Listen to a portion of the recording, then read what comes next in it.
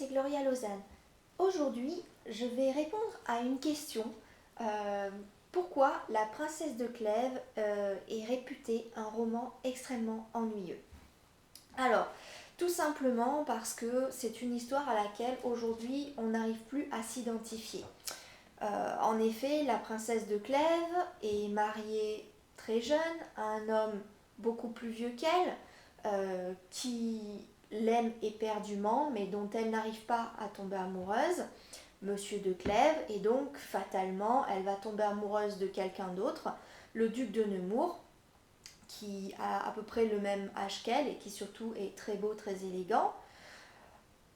À cause de l'importance du respect des conventions sociales, ils ne vont pas s'avouer ouvertement cet amour, bien qu'ils vont le comprendre chacun à cause de signes, parce que le duc de Nemours observe la princesse de Clèves et elle s'en rend compte, parce que la princesse de Clèves conserve des objets, notamment une canne, un ruban, qui appartiennent à Monsieur de Nemours, et lorsqu'il va l'espionner dans son cabinet de toilette, il va s'en rendre compte et donc il va savoir qu'elle est amoureuse de lui. Cependant, ils ne se le diront jamais.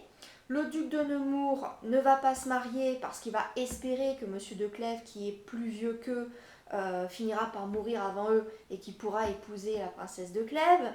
Et c'est ce qui se passe, c'est-à-dire que après une longue attente, après des scènes d'aveu, des scènes de jalousie entre Madame de Clèves et son mari, celui-ci finira par mourir de chagrin en fait, de ne pas être aimé par cette femme qui est sa femme et qui l'aime pourtant comme sa maîtresse, ce qui est très rare à l'époque, puisque l'usage c'est justement de se marier par convention et pour les hommes de prendre une maîtresse par amour, par passion.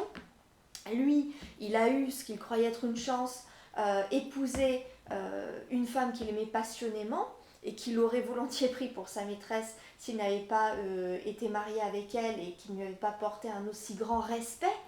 Euh, donc ça aurait pu être un mariage heureux, mais elle ne l'aime pas, elle aime Monsieur de Nemours. Et donc Monsieur de Clèves finira par mourir donc de désespoir, de ne pas être aimé. Et donc après la période de deuil réglementaire, le duc de Nemours, toujours célibataire, va demander en mariage la princesse de Clèves. Donc là, le lecteur se dit enfin, ils vont être heureux. Et en fait, là, contre toute attente pour le lecteur moderne, Madame de Clèves va lui répondre non. Je ne vais pas vous épouser parce que je préfère rester fidèle à la mémoire de mon mari qui maintenant est décédé. C'était la volonté de sa mère, Madame de Chartres, et qui lui avait dit que rien n'était plus important que l'honneur et la fidélité. Donc, comme elle l'avait promis à sa mère sur son lit de mort, elle va rester fidèle à son mari, même après la mort de celui-ci.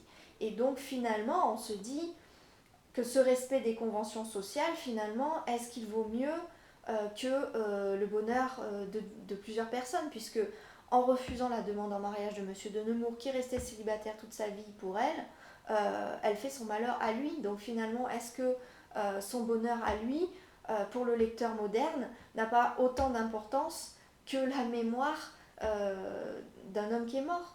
Donc c'est vrai que le lecteur d'aujourd'hui, en particulier le jeune lecteur d'aujourd'hui, qui ne connaît pas tous les codes de la préciosité du XVIIe siècle, je pense finalement, même s'il arrive à comprendre intellectuellement parce qu'on lui explique que c'est comme ça, a du mal à comprendre émotionnellement qu'on puisse se sacrifier à ce point et choisir de vivre dans le malheur et choisir de faire le malheur de l'homme qu'on aime.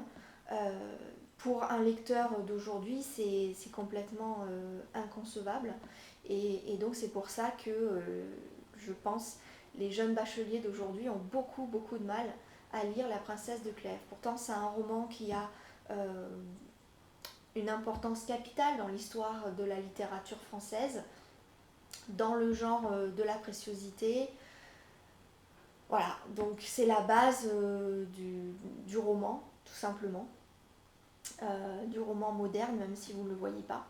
Mais c'est d'un point de vue stylistique en fait qu'il a une grande importance Et il faut comprendre que l'histoire, ce qu'on appelle en littérature la diégèse, n'est qu'un support à l'écriture et qu'il faut arriver à ce que vous trouviez un intérêt dans l'étude de ce roman, dans l'étude de la narration en tant que telle et pas par rapport à l'histoire qui est racontée et à laquelle en général vous n'arrivez pas à adhérer. Donc voilà pourquoi c'est un roman qui est encore au programme du bac 2019-2020, qui a une très grande importance, même si je sais que pour la majorité d'entre vous, quand vous allez le lire, vous allez le trouver ennuyeux. Il faut passer au-dessus de ça et voir autre chose que l'histoire qui est racontée. Voilà. En complément de cette vidéo, vous êtes libre de commander mon analyse complète de La Princesse de Clèves qui est disponible sur Amazon en tapant simplement dans le moteur de recherche d'Amazon Gloria Lausanne, La Princesse de Clèves. Et vous pouvez également directement le commander en cliquant sur le lien qui est dans la description en bas de cette vidéo. Voilà, n'hésitez pas à liker et à partager et je vous souhaite une belle réussite pour votre bac de français. À bientôt dans une nouvelle vidéo.